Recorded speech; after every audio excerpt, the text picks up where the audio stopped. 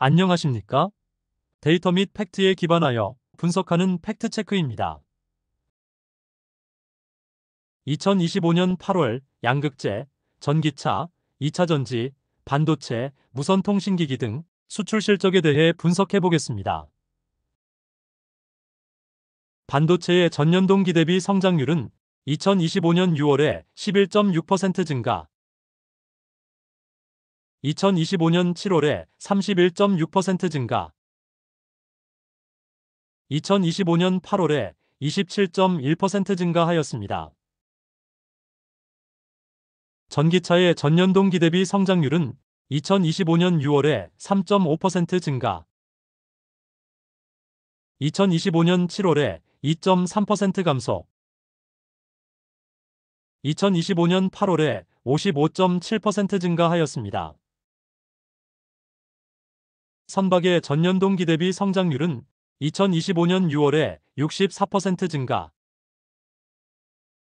2025년 7월에 107.6% 증가, 2025년 8월에 11.8% 증가하였습니다. 무선통신기기의 전년동 기대비 성장률은 2025년 6월에 3.8% 감소, 2025년 7월에 마이너스 17.5% 감소, 2025년 7월에 마이너스 14.1% 감소하였습니다. 2차전지의 전년동 기대비 성장률은 2025년 6월에 마이너스 19.6% 감소, 2025년 7월에 마이너스 21.1% 감소, 2025년 8월에 마이너스 31.3% 감소하였습니다. 가전의 전년동 기대비 성장률은 2025년 6월에 마이너스 15.6% 감소, 2025년 7월에 마이너스 11.9% 감소, 2025년 8월에 마이너스 11.8% 감소하였습니다. 반도체 수출금액 전년동 기대비 성장률 흐름을 분석해보면 2024년 10월에 40.3% 증가, 2024년 11월에 30.8% 증가, 2024년 12월에 31.5% 증가, 2025년 1월에 8.1% 증가, 2025년 2월에 마이너스 3% 감소, 2025년 3월에 11.9% 증가, 2025년 4월에 17.2% 증가, 2025년 5월에 21.2% 증가, 2025년 6월에 11.6% 증가, 2025년 7월에 31.6% 증가, 2025년 8월에 수출 금액은 15,098로 27.1% 증가하였으며 반도체 수출 금액은 양호한 흐름을 보이고 있습니다. NCM 양극재 수출 금액은 2024년 10월에 3.01억 달러, 2024년 11월에 2.40억 달러, 2024년 12월에 3.13억 달러, 2025년 1월에 2.49억 달러, 2025년 2월에 2.91억 달러, 2025년 3월에 2.93억 달러, 2025년 4월에 3.3억 달러, 2025년 5월에 3.06억 달러, 2025년 6월에 3.47억 달러, 2025년 7월에 3.96억 달러, 2025년 8월에 2.95억 달러로 전월 대비 마이너스 25% 감소하였습니다.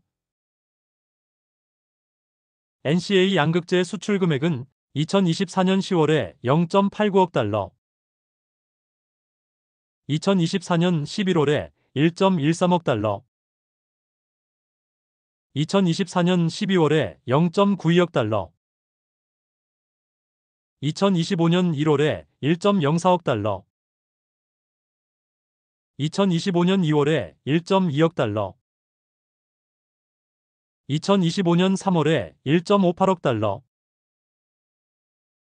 2025년 4월에 0.91억 달러, 2025년 5월에 1.29억 달러, 2025년 6월에 1.12억 달러, 2025년 7월에 0.7억 달러, 2025년 8월에 0.79억 달러로 전월 대비 11% 증가하였습니다. K배터리 및 양극재 업체들의 실적이 개선되기 위해서는 미국 시장에서는 전기차 판매량 둔화로 전기차용 배터리보다 2025년 하반기에는 ESS 시장으로 전략을 수정하고 있으며 유럽 시장에서는 보급형 전기차들의 판매량이 양호하므로 중국 배터리 업체들과 치열한 경쟁이 펼쳐질 것으로 보입니다. LGES, 삼성 SDI, SK온의 배터리 탑재량이 급성장해야만 양극재 수출 데이터 또한 턴어라운드 할 것이라고 팩트체크는 분석합니다.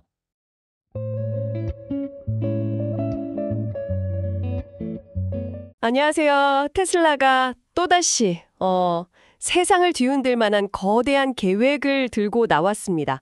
이름하여 마스터 플랜 4부, 지속 가능한 풍요. 오늘 여러분과 함께 이 야심찬 청사진을 좀 깊이 들여다보려고 하는데요. 저희가 살펴볼 자료는 바로 이 계획의 핵심 내용들입니다. 단순히 전기차 회사를 넘어서 인류의 미래 자체를 바꾸겠다는 포부인데 과연 뭘 담고 있을까요? 네, 이번 계획은 테슬라의 지난 20년을 집약하면서 동시에 인공지능 또 로봇공학 같은 미래 기술을 전면에 내세우고 있어요. 그래서 이 물리적 세계와의 대규모 통합을 목표로 한다는 점에서 이전 계획들과는 또 다른 차원의 의미를 지닙니다. 다른 차원이다. 네, 단순히 다음 단계 이 정도가 아니라 말 그대로 도약을 이야기하고 있는 거죠. 그렇군요. 목표는 지속 가능한 풍요의 실현. 테슬라는 스스로를 도구를 만드는 존재로 규정하면서 대규모 생산과 낮은 비용으로 모두의 삶을 개선하겠다. 이렇게 공언합니다. 이게 그냥 멋진 말이 아니라 구체적인 원칙들을 통해 이 비전을 실현하려고 하는데요. 그 핵심 아이디어부터 좀 더 파고 들어가 보죠. 네, 핵심은 타협 없는 무한한 지속 가능성입니다. 지난 20년간 쌓아온 그런 역량들, 그러니까 전기차, 에너지 저장 장치, ESS, 그리고 최근에 아주 주목받는 휴머노이드 로봇 있잖아요. 옵티머스. 이런 개발 역량을 바탕을 하는 거죠. 네네. 여기에 더해서 테슬라가 원래 강점을 가진 대규모 제조 능력, 그리고 자율주행 기술, 이것들을 융합해서요, 이 지속 가능한 풍요를 정말 현실로 만들겠다는 겁니다. 그러니까 단순히 개별 기술의 발전이 아니고요, 하드웨어와 소프트웨어를 아우르는 어떤 거대한 생태계를 통해서 더 안전하고 깨끗하고 궁극적으로는 더 많은 자유 시간을 누릴 수 있는 그런 세상을 만들겠다. 이런 구상입니다. 와, 그 거대한 구상을 뒷받침하는 5가지 핵심 원칙이 있다고 하셨죠. 첫 번째부터 이게 좀 흥미로운데요. 성장은 무한하다. 보통은 자원은 유한하고 성장에 한계가 있다 이렇게 생각하는데 이거는 정면으로 도전하는 것처럼 들리네요. 네, 바로 그 지점입니다. 테슬라는 기술 혁신이 자원의 제약을 극복하고 항상 새로운 가능성을 열어왔다. 이런 역사적 사례들을 근거로 들어요. 증기기관이라든지 인터넷 혁명 같은 거요. 그래서 성장의 한계는 없다고 주장하는 거죠. 여기서 중요한 점은 이게 단순히 더 많이 생산하자 이런 의미를 좀 넘어섭니다. 기술 발전 자체가 경제적 파이의 크기 자체를 키우고 이전에는 상상할 수 없었던 새로운 가치를 만들 수 있다. 이런 믿음이 깔려 있는 겁니다. 그러니까 지속 가능한 풍요라는 목표 자체가 이 전제 위에서 설립되는 거고요. 근데 이런 낙관론에 대해서 현실적인 자원의 제약이나 환경 문제를 지적하는 목소리도 당연히 있지 않습니까? 기술만으로 모든 제약을 정말 다 극복할 수 있을까요? 물론입니다. 그 지점이 타당하죠. 테슬라의 주장이 모든 이들에게 바로 받아들여지는 건 아니에요. 기술 발전 속도랑 자원 고갈 속도 혹은 환경 파괴 속도 이 사이에 어떤 경쟁이다. 이런 시각도 존재하고요. 다만 테슬라는 이제 두 번째 원칙, 혁신은 제약을 없앤다. 이걸 통해서 이 질문에 답을 하려고 합니다. 두 번째 원칙이군요. 네, 혁신이 과거의 제약을 어떻게 넘어왔는지 보여주면서 미래의 제약 역시 혁신으로 돌파할 수 있다. 이런 자신감을 내비치는 거죠. 그 예시로 드는 것이 바로 자동차 산업의 변화군요. 말이 끌던 마차에서 내연기관 자동차로 그리고 이제 전기차 시대로 넘어오는 이 과정 자체가 혁신이 제약을 극복한 역사다. 이런 설명인 거죠. 특히 배터리 기술 발전이 결정적이었고요. 맞습니다. 바로 그 부분이죠. 테슬라는 자신들이 그 배터리 기술 혁신을 통해서 어떻게 보면 불가능해 보였던 전기차 대중화의 문을 열었다. 이 경험을 굉장히 강조합니다. 이게 그냥 과거 성공 사례를 얘기하는 걸 넘어서요. 앞으로 다가올 에너지 저장이라든지 로봇공학 같은 분야에서도 비슷한 혁신을 하겠다는 거예요. 그래서 현재의 기술적, 비용적 한계를 넘어서겠다. 이런 의지를 보여주는 겁니다. 여기서 또 하나 주목할 점은 규모의 혁신입니다. 그냥 실험실 수준의 혁신이 아니라 대량 생산을 통해서 비용을 획기적으로 낮추고 그래서 접근성을 높이는 방식. 이 혁신을 계속하겠다는 전략인 거죠. 아, 규모의 혁신. 그 혁신으로 제약을 넘어서 그 기술로 구체적인 현실의 문제를 해결하겠다. 이게 세 번째 원칙, 기술은 현실의 문제를 해결한다로 이어지는 거군요. 네, 맞습니다. 테슬라의 제품이나 서비스 포트폴리오를 쭉 보면 이 원칙이 어떻게 적용되는지 알 수 있어요. 예를 들어 태양광 발전, 그리고 메가팩 같은 대규모 에너지 저장 장치. 이런 것들은 간헐성이 큰 재생에너지의 단점을 보완해주죠.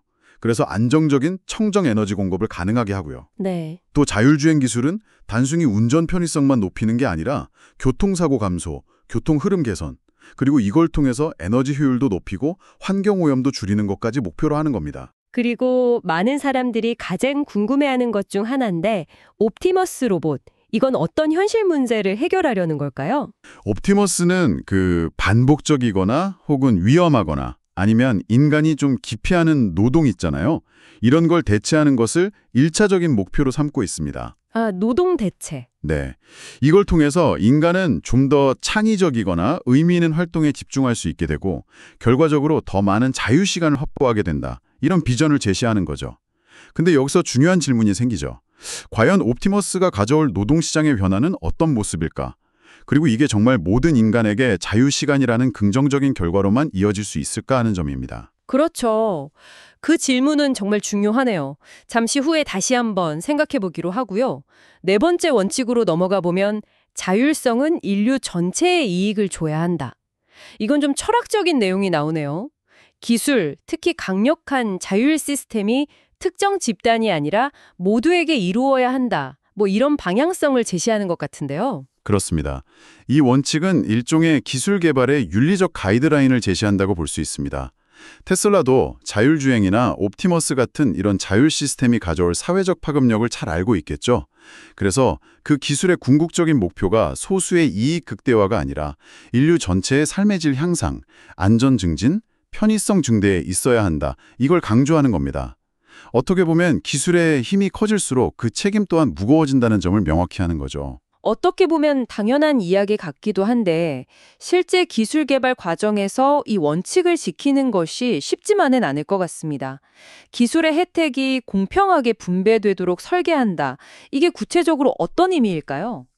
이 부분은 다섯 번째 원칙하고 연결해서 보면 조금 더 명확해집니다. 아, 다섯 번째 원칙이요? 네, 더 넓은 접근성은 더 큰 성장을 맞는다. 즉, 첨단 기술을 소수의 전유물이 아니라 가능한 한 많은 사람이 저렴하게 이용할 수 있도록 만들어야 한다는 것입니다. 아하. 이것이 바로 네 번째 원칙에서 말한 인류 전체의 이익을 실현하는 구체적인 방법론 중 하나가 되는 셈이죠. 기술 접근성을 높여서 더 많은 사람에게 기회를 제공하고 이것이 결국 사회 전체의 혁신과 성장을 이끄는 선순환을 만들 수 있다. 이런 믿음입니다. 마치 교육 기회의 균등이 사회 발전에 이끄는 것처럼요. 기술 접근성의 민주화가 새로운 형태의 능력주의, 그러니까 기술을 통해 누구나 잠재력을 발휘할 기회를 얻는 사회를 만들 수 있다. 이런 거군요. 아, 그리고 시감이라는 가장 희소한 자원을 기술을 통해 모두가 더 효율적으로 사용하게 만들겠다. 이런 생각도 담겨 있고요. 네, 맞습니다. 테슬라가 모델 3나 모델 Y를 통해서 전기차 대중화를 시도했던 것처럼요. 앞으로 개발될 자율주행 기술이나 로봇 기술 역시 최대한 많은 사람의 접근 가능하도록 비용을 낮추는 데 주력할 것으로 보입니다. 물론 여기서 접근성이라는 것이 단순히 가격 문제만은 아니겠죠.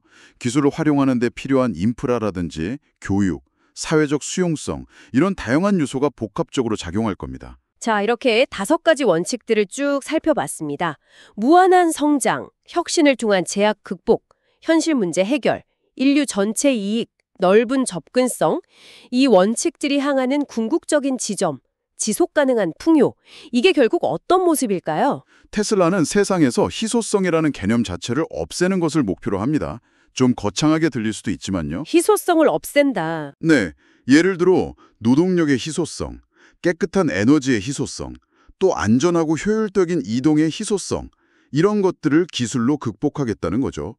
그래서 물질적으로나 시간적으로 모두가 풍요로운 상태를 만들겠다, 이겁니다.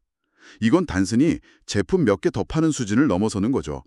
노동, 이동성, 에너지라는 어떤 사회 시스템의 근간을 바꾸겠다는 야심입니다. 정말 거대한 비전이네요. 테슬라 스스로도 이게 엄청나게 어려운 목표라는 걸 인정하면서도 불가능을 가능하게 만드는 것이 자신들의 사명이라고 말하죠. 그 로드스터부터 시작해서 모델 SX, 3Y 거치고 에너지랑 로봇까지 확장해온 과정을 돌아보면서 이제는 단순히 한 걸음, 스텝이 아니라 거대한 도약, 립을 할 시점이다. 이렇게 선언하는 대목에서는 그들의 자신감 혹은 야망 이런 게 느껴지기도 합니다. 네, 그렇죠. 지난 20년간 테슬라는 전기차 시장의 판도를 완전히 바꾸었고 에너지 저장 분야에서도 이제 중요한 플레이어로 부상했잖아요. 맞아요. 자율주행 기술 역시 FSD 베타 버전을 통해서 계속 데이터를 쌓으면서 발전시키고 있고요. 옵티머스는 아직 초기 단계이긴 하지만 공장 내 테스트 같은 걸 통해서 가능성을 보여주고 있습니다. 결국 이런 개별 기술들을 어떻게 유기적으로 엮어서 시너지 효과를 낼 것인가, 그리고 이 모든 것을 뒷받침할 초고효율의 대규모 제조 시스템을 어떻게 구축할 것인가, 이게 앞으로 테슬라가 풀어야 할 숙제이자 이 계획의 성패를 가를 핵심 요소가 될 겁니다. 확실히 이 계획이 정말 현실화된다면 우리의 삶은 상상 이상으로 달라질 수 있겠네요. 일하는 방식, 이동하는 방식, 에너지를 얻고 사용하는 방식까지 모든 것이 바뀔 수 있다는 거니까요. 이건 기술 발전의 차원을 넘어서 사회 구조 자체에 대한 근본적인 질문을 던지는 계획이다. 이렇게 볼 수 있겠습니다. 예상치 못한 문제들이나 새로운 사회적 과제들이 등장할 수도 있어요. 예를 들면요? 예를 들어 로봇이 노동을 대체하면서 발생하는 일자리 문제라든지 자율 시스템의 안정성이나 책임 문제, 또 기술 접근성 격차 때문에 생길 수 있는 새로운 불평등 문제 같은 것들, 이런 건 우리가 함께 고민하고 대비해야 할 부분이죠. 그러니까 테슬라의 계획이 그냥 장밋빛 미래만 제시하는 게 아니라 우리가 어떤 미래를 만들어갈 것인지에 대한 중요한 논의를 촉발하는 계기가 될 수 있다고 봅니다. 오늘 저희는 테슬라의 마스터 플랜 4부를 통해서 인류의 미래를 바꾸겠다는 그 담대한 비전과 핵심 원칙들을 살펴봤습니다. 기술 혁신으로 제약을 부수고 현실의 문제를 풀면서 그 혜택을 모두에게 돌려서 지속 가능한 풍요를 만들겠다. 이런 테슬라의 구상이었죠. 네, 이 거대한 계획이 과연 어디까지 현실이 될지, 그리고 그 과정에서 어떤 변화와 또 도전 과제들이 우리 앞에 놓일지 지켜보는 것은 앞으로 매우 흥미로운 여정이 될 것 같습니다. 마지막으로 오늘 나눈 이야기들을 바탕으로 여러분께서 한번 깊이 생각해 볼 만한 질문을 던지면서 마무리할까 합니다. 테슬라는 옵티머스 같은 로봇이 인간의 노동 부담을 덜어줘서 막대한 자유시간을 선사할 거라고 이야기합니다. 만약 이것이 현실이 되어서 인류가 전례 없는 규모의 시간과 에너지 자원을 확보하게 된다면 우리는 그 자원을 어디에 사용하게 될까요? 어떤 새로운 창조적 활동, 탐험 혹은 공동의 목표를 추구하게 될까요? 그리고 테슬라가 그리는 그 풍요가 특정 지역이나 계층에 국한되지 않고 진정으로 지속 가능하며 모든 인류에게 공평하게 가닿기 위해서는 어떤 사회적 합의와 제도적 뒷받침이 필요할까요? 어쩌면 기술 그 자체보다 이 질문들에 대한 답을 찾아가는 과정이 우리에게 더 중요할지도 모르겠습니다. 이 질문들을 한번 곱씹어 보시는 것으로 오늘 저희와의 대화를 마무리하시면 좋겠습니다. 제 채널 커뮤니티 게시판에 전기차 관련 최신 정보를 실시간으로 업데이트하고 있으니 구독자님들께서는 참고하시길 바랍니다. 감사합니다. 구독, 좋아요, 알람 설정까지 부탁드려요. 구독, 좋아요, 알람 설정까지 부탁드려요.